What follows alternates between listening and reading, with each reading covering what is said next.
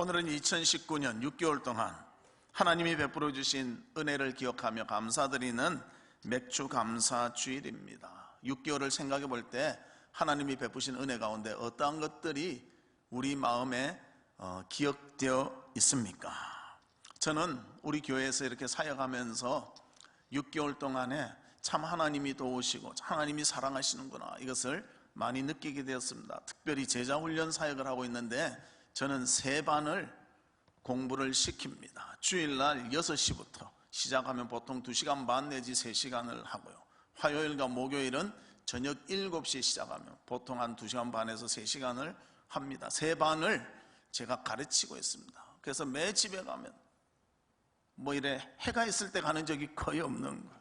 그래서 항상 달보기 운동인가 그런 생각을 하지만, 그러면서도 보람이 있고 사람들이 말씀 가운데 깨닫고 변화되는 것을 볼 때에 하나님께서 은혜를 베푸시고 사랑을 베푸시는구나, 그런 것을 느끼게 됩니다. 또 어제는 우리 영유아부 성경학교를 했는데요, 조그마한 아이들이요, 뭘 아는지 모르는지는 정확히 모르겠어요.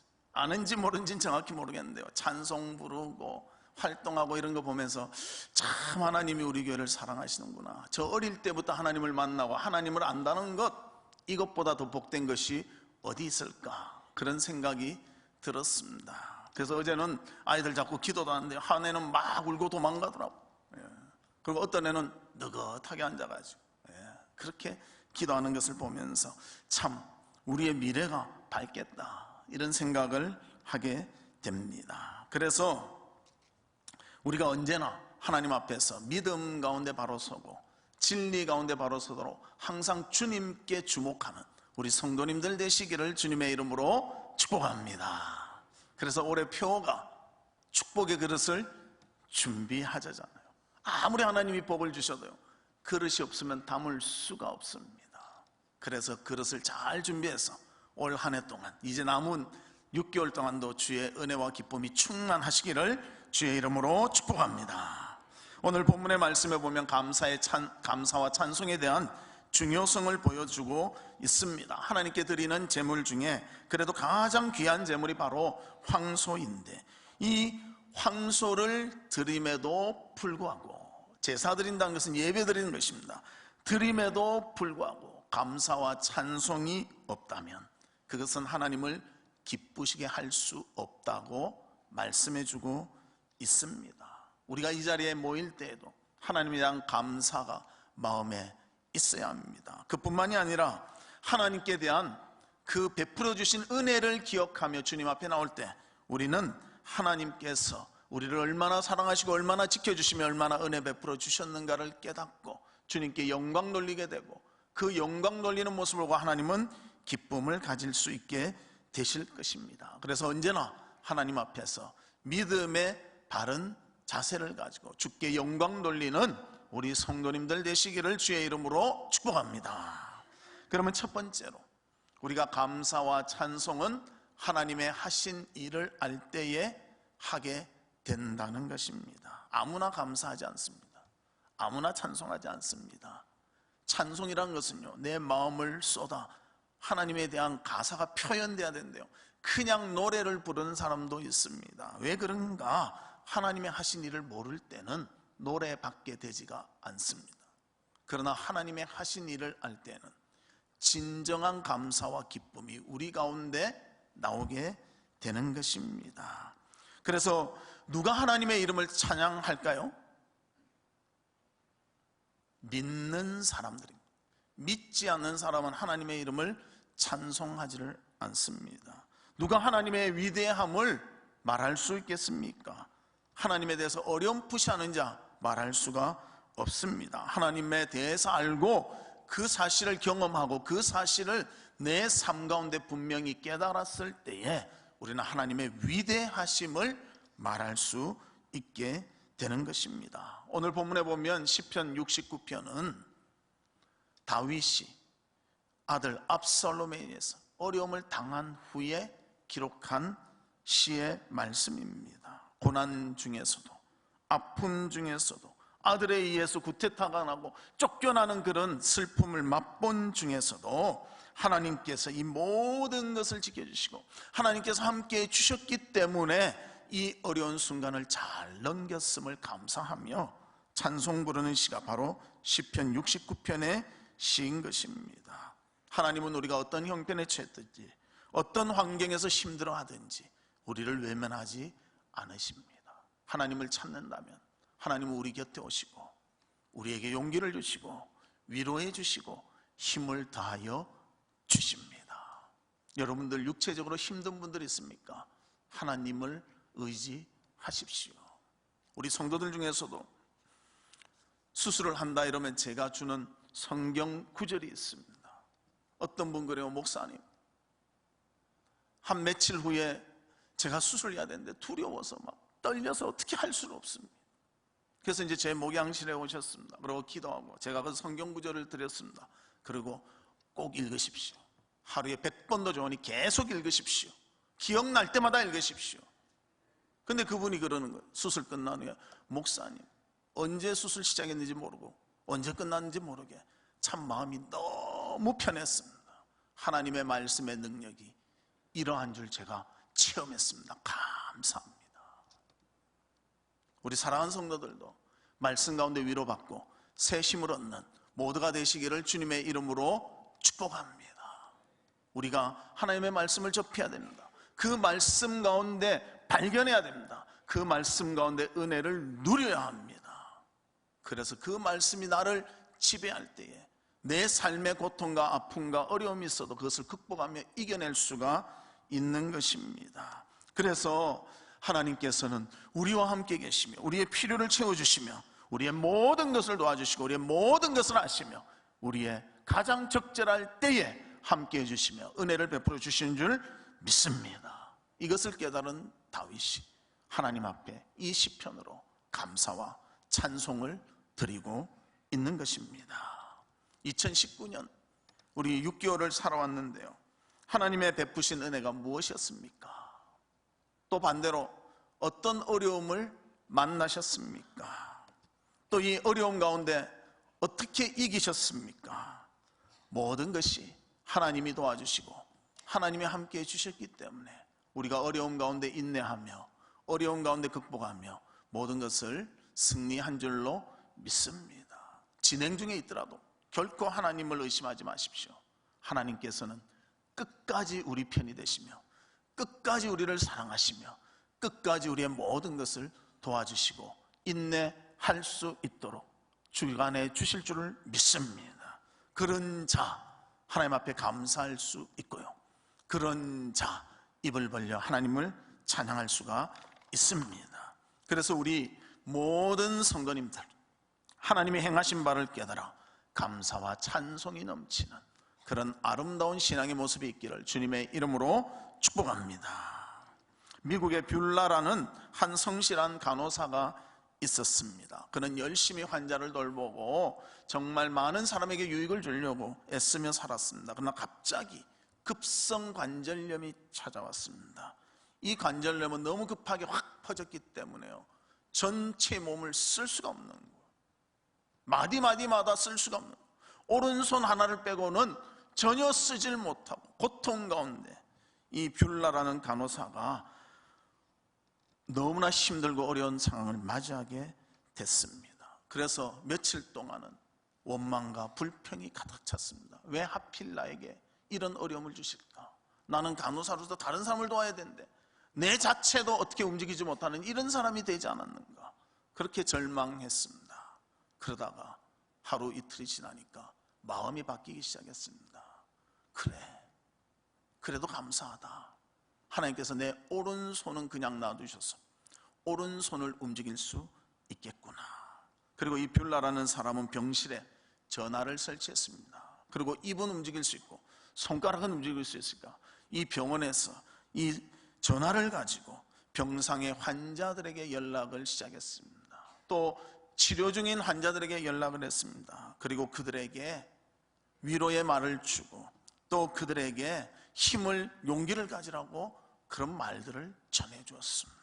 그리고 이것이 바로 위로의 전화의 출발점이 돼서 많은 사람에게 위로를 주고 삶의 새로운 힘을 얻도록 하는 그런 계기가 되었다는 것입니다. 아마 뷰라라는 이 간호사에게 이런 어려움이 없었다면요, 위로의 전화 이런 거 생각하지 않았을 것입니다.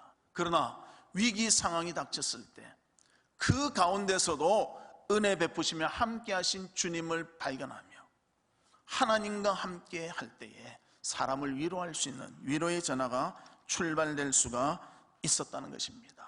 우리 사랑하는 성도 여러분, 인생의 삶이 항상 탄탄대로는 아닙니다.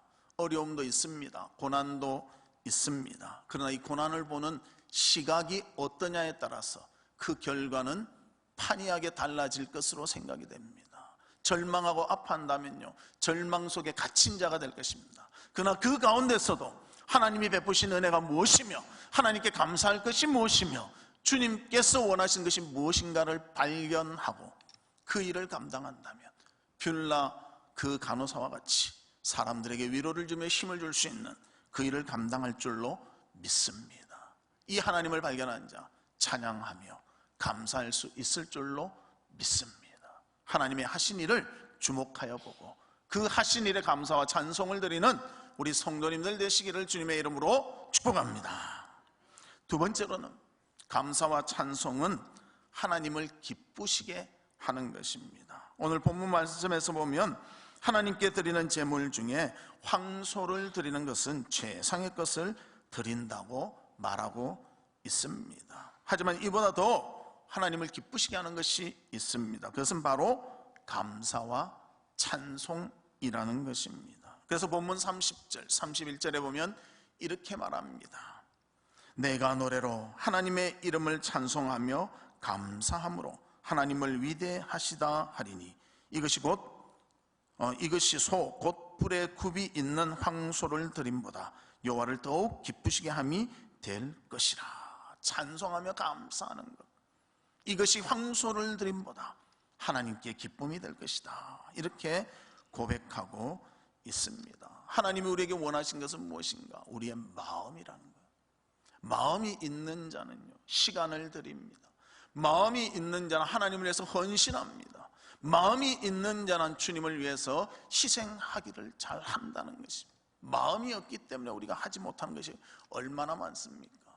똑같은 여인이라 해도요, 집에서 보면 얼마나 희생하며 일합니까? 자녀를 위해서 맛있는 것을 만들고 남편을 위해서 저녁 식사를 준비하잖아요. 그러면서 기뻐하잖아요. 그런데 다른 곳에서 그거 하라면 왜 나한테 노동을 시키냐 하고 싫어한다는 거예요. 마음의 자세가 다르다는 거예요. 누구한테 우리가 마음을 두고 무엇을 하느냐, 이것에 따라서 완전히 달라질 수가 있다는 것입니다. 그래서 우리 하나님에 대해서 진실한 마음을 가지고 하나님께 감사하며 찬송하는 일에 우리의 마음을 쏟을 수 있는 우리 성도님들 되시기를 주님의 이름으로 축복합니다. 하나님이 베풀어 주신 것이 너무 많잖아요. 우리가 지금 호흡하는 것도 하나님의 은혜입니다. 이 자리에 앉아 있는 것도 하나님의 은혜입니다. 우리가 하나님께 예배드리며 감사할 수 있는 것, 이것도 하나님의 은혜입니다. 그 은혜를 잊지 아니하고 하나님께 감사하며 찬송 드리는 우리가 되기를 주님의 이름으로 축복합니다. 마태복음 26장에도 보면 예수님의 머리에 향유를 붓는 여인의 모습이 나타나고 있습니다. 이 여인은 예수님만 보면 가슴이 저립니다. 왜냐하면 그의 오라비가 죽었는데 예수님이 살려주셨기 때문입니다. 여러분, 죽은 사람이 살아났다, 대단한 거 아닙니까? 그런데 그 자기의 오라비를 살려주신 예수님, 그 예수님만 생각하면요, 막 가슴이 뛰고 어떻게 하면 예수님께 이 은혜를 갚을 수 있을까, 이 생각만이 가득 차 있었습니다.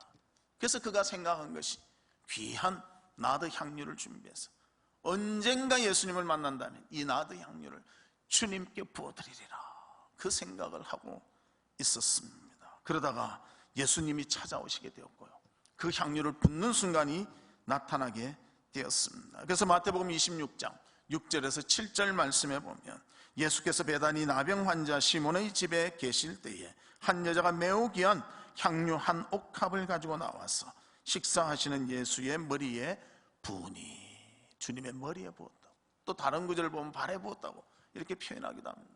어디에 부었든지 예수님께 부었습니다. 왜? 그의 은혜가 너무나 감사했기에, 하나님의 은혜를 알기에, 예수님의 그 기쁨을 알기에 그는 주님 앞에 헌신하며 귀한 향유를 드렸다는 것입니다. 이것을 주님이 기뻐하셨습니다.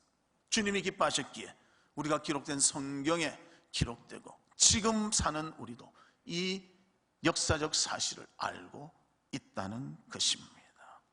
마리아, 그는 자신의 오라비가 죽었을 때 정말 절망 가운데 밖에 살 수가 없었습니다. 나사로가 죽었을 때는 이제 나는 어떻게 살까? 우리 언니와 어떻게 살까? 이 세상 어떻게 헤쳐나갈까? 고민했을 것입니다. 그때 예수님께서 찾아오시고 나흘이 되어서 썩어가는 나사로를 무덤 문에서 나오게 하시고 그를 살려주셨습니다. 그 은혜를 잊지를 못했다는 것입니다. 그래서 그의 표현으로서 향유를 주님께 드리는 헌신으로 나타나게 되었다는 것입니다. 우리는 하나님의 은혜를 얼마나 기억하고 있습니까? 얼마나 감사하고 있습니까? 주의 이름을 얼마나 찬양하고 있습니까? 당연히 주셔야죠. 나라면 받아도 돼? 혹시 그런 생각 가지고 있지 않습니까?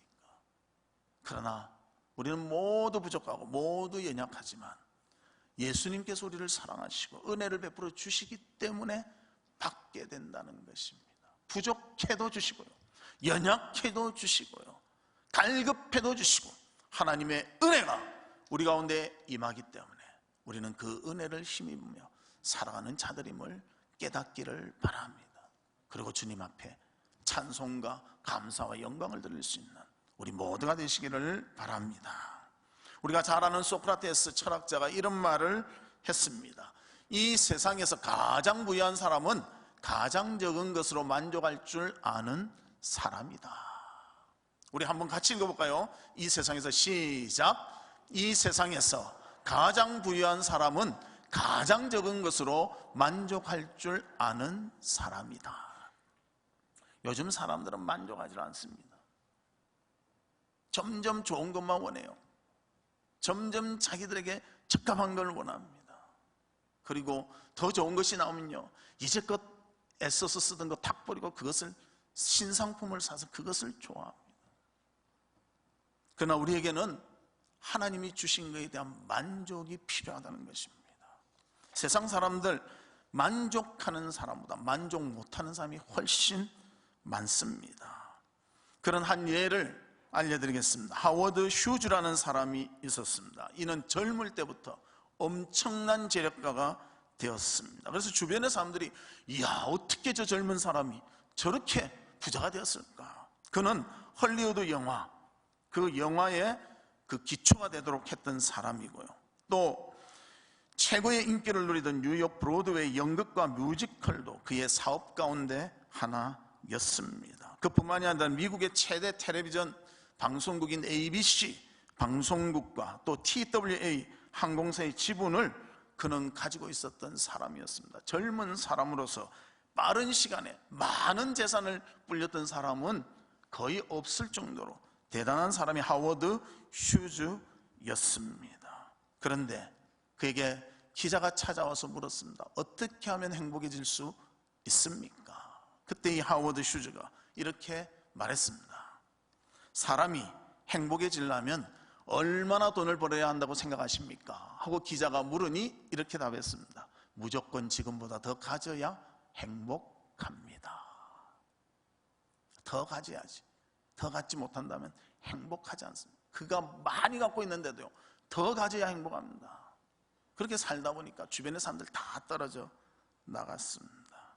그리고 그의 장례식에 참석한 사람 몇 명이었는가?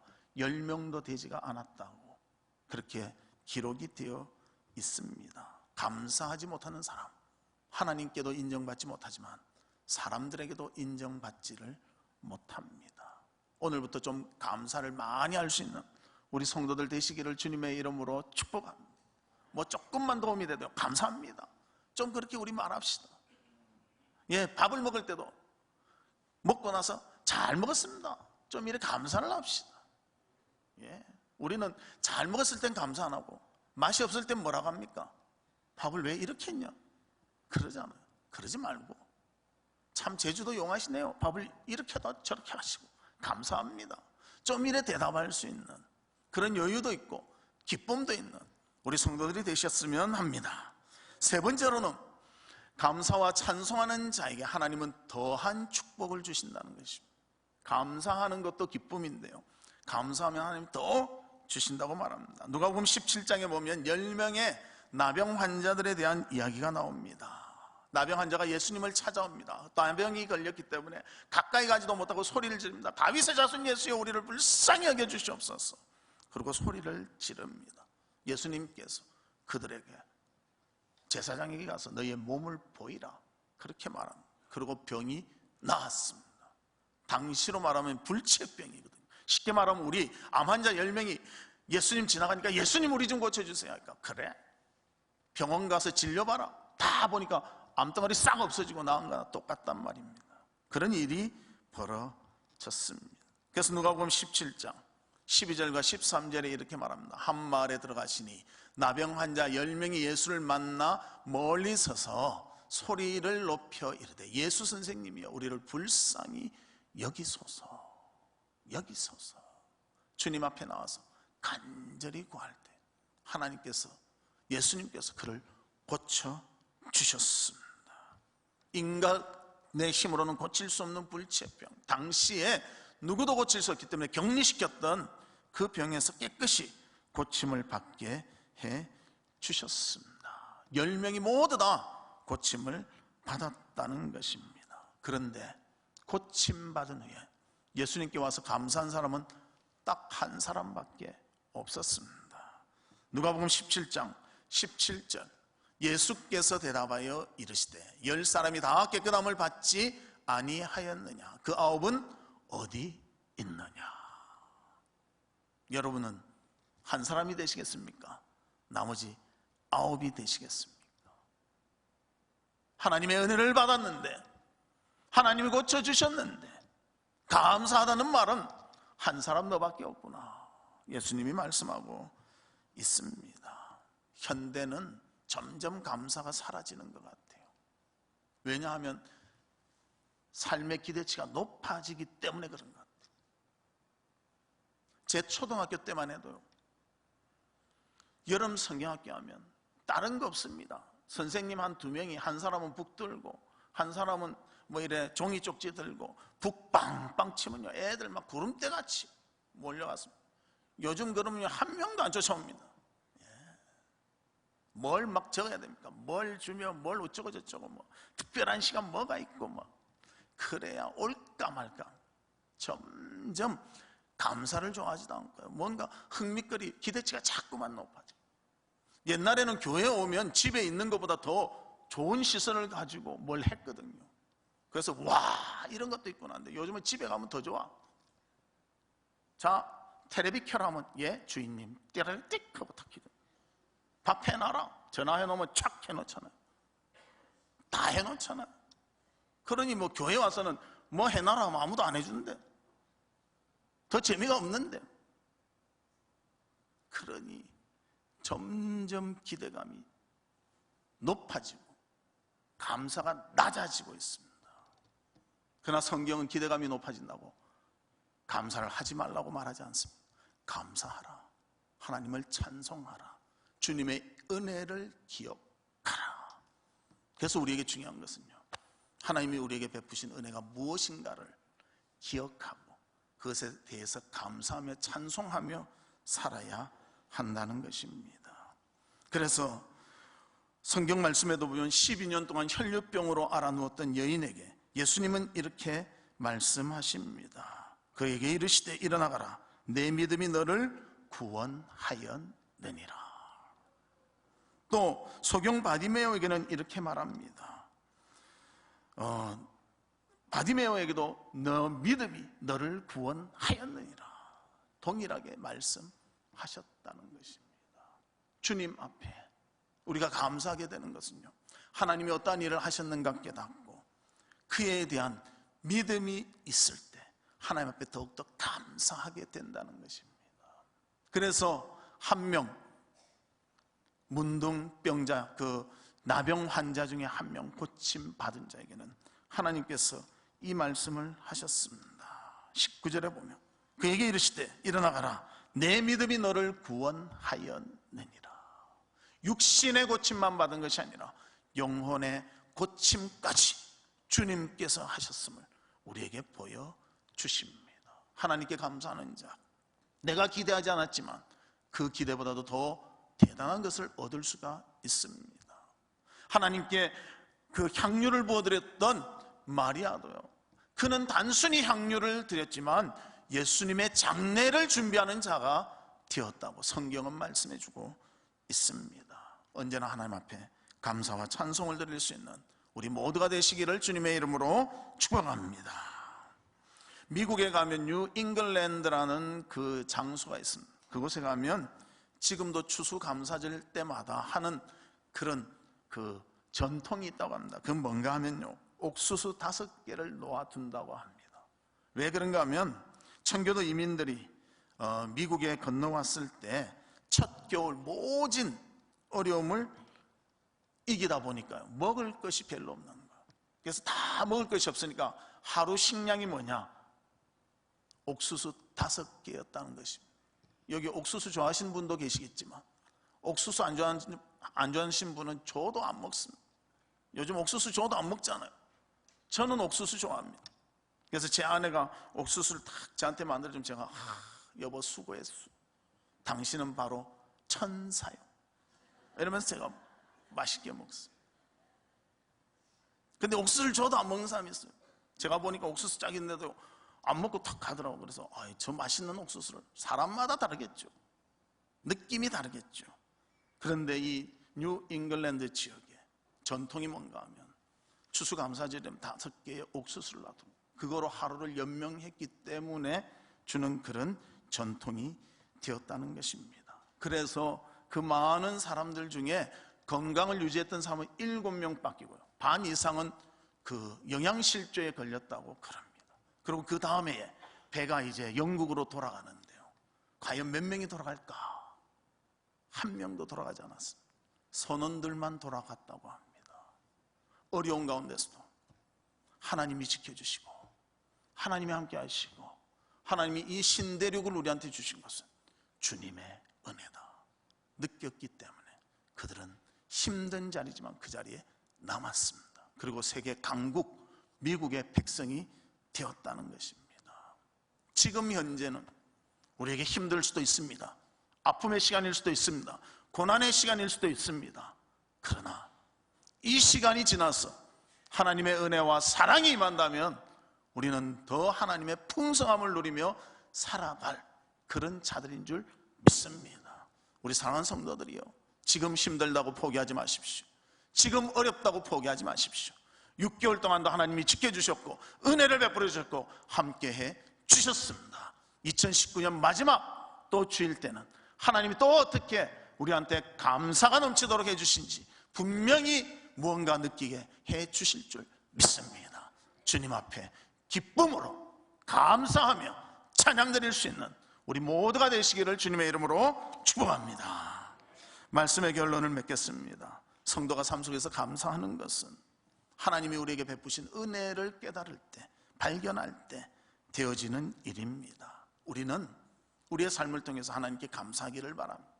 하나님께 찬양으로 영광 돌리기를 바랍니다. 그러면 하나님께서는 우리를 통해서 기쁨을 누리시고요, 또 우리에게 더한 은혜를 베풀어 주실 줄 믿습니다. 언제나 주님 앞에서 믿음으로 바로 서며 하나님께 영광 돌리는 귀한 삶을 살아가는 우리 성도님들 되시기를 주의 이름으로 축복합니다. 우리 이 시간 같이 기도하는데요,